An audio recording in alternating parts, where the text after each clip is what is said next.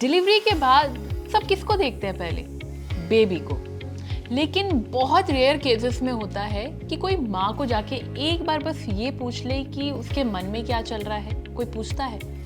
एक नई माँ, गोद में बच्चा है लेकिन चेहरे पर खुशी नहीं, रात भर जागती है, बिना वजह रोती है। कभी अचानक गुस्सा आता है, कभी ऐसा लगता है कि सबसे दूर भाग जाए। और सबसे डरावनी बात, कई महिलाओं को डरावनी आवाजें भी सुनाई देने लगती हैं।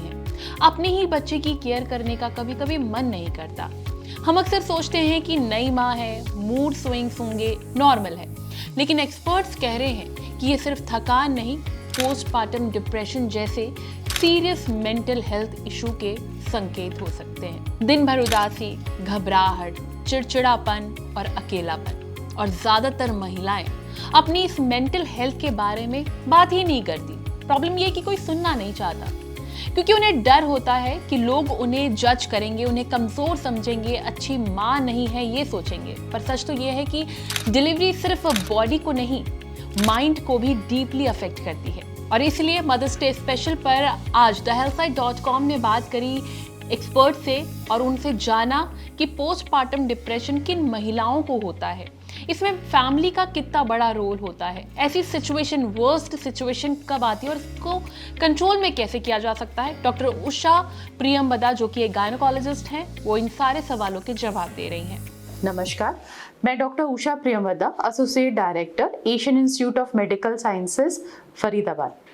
आज एक बड़े गंभीर विषय पे हम बात करना चाह रहे हैं, जिसका जो संबंध होता है वो डिलीवरी से होता है, वो पोस्टपार्टम डिप्रेशन।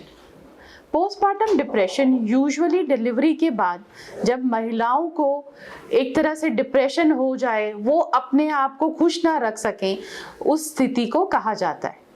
ये पोस्टपार्टम डिप्रेशन आपने सुना भी होगा, कल परसों न्यूज में भी था कि एक महिला ने अपने बच्चे को पोस्टपार्टम डिप्रेशन की वजह से कूड़े में डाल दिया। न्यूज काफी खबरों में है ये। एक्चुअली पोस्टपार्टम डिप्रेशन एक फीमेल की बॉडी में जो चेंजेस होते हैं, देखिए जब डिलीवरी होती है तो फीमेल इमोशनली, फिजिकली और बहुत ज़्यादा हार्मोन्स के उसके अंदर चेंजेस आते हैं, जिसकी वजह से वो अपने आप को कोप अप नहीं कर पाती।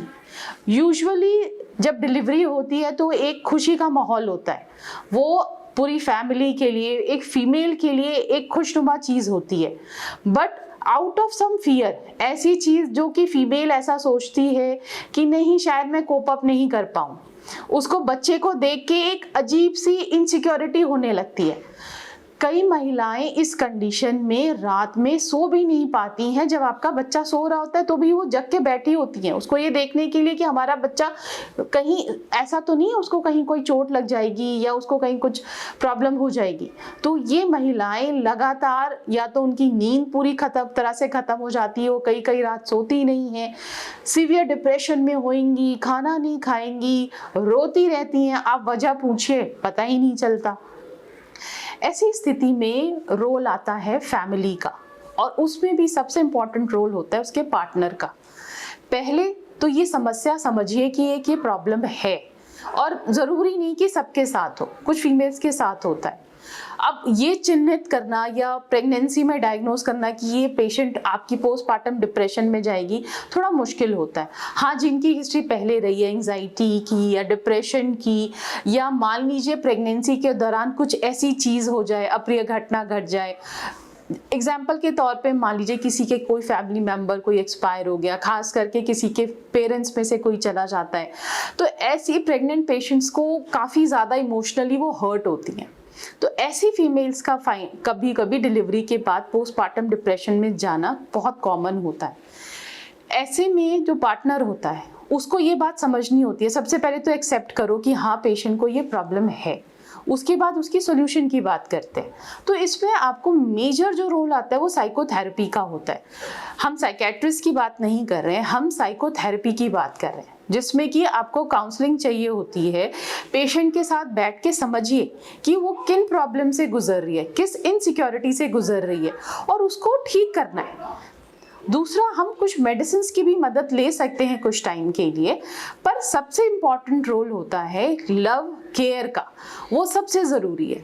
तो पेशेंट को समझाना है, उसको ये एहसास दिलाना है कि वो इस जर्नी में अकेले नहीं है, उसके साथ उसकी फैमिली है, उसका हस्बैंड है, उसके आसपास कई सारे लोग हैं।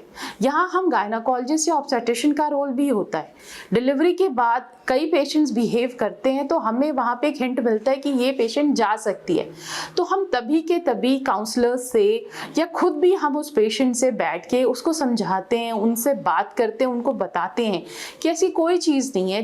ऑब्वियसली आपकी बॉडी में बहुत चेंजेस है, फिजिकली पूरा आप चेंज हो जाते हैं, मेंटली आप बहुत ज़्यादा कोप अप नहीं कर पाते। ऐसी चीज़ें जो पहले आपको बहुत खुश करती थी, खुशी देती थी, वो आप इंजॉय नहीं कर पाते हो। तो उन चीज़ों से आपको खींच के लाना है। उन चीज़ों के लिए आपने यही करना है कि ठीक है, जो आपको सेशंस दिए जा रहे हैं उनमें समझिए, पार्टनर को ज़रूर बैठना होता है।